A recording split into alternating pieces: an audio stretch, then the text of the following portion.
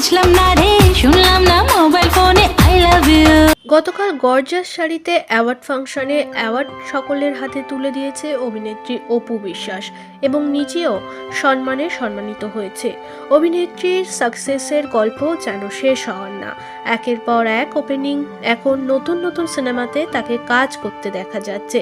খুব শীঘ্রই তার দুর্বার সিনেমাটি মুক্তি পাবে, হয়তো ঈদেই মুক্তি পাওয়ার কথা রয়েছে কাজ সম্পূর্ণ হলে।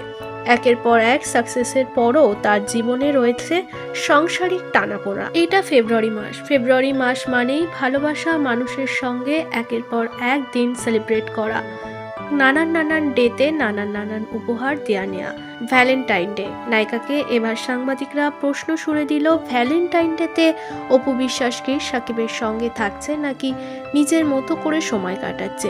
আসলে ভ্যালেন্টাইন ডেতে অপু বিশ্বাসের প্ল্যানটা কি, সবটাই জানালেন দর্শকদের।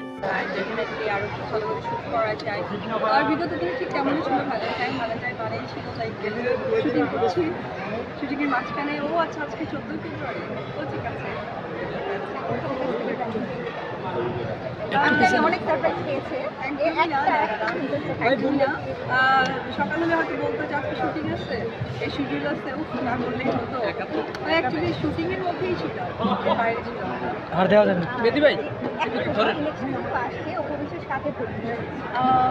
আমি অ্যাকচুয়ালি ভোট কাকে দিব এটা তো অবশ্যই, তবে হ্যাঁ যে সরকার আসবে তাদের অভিনন্দন।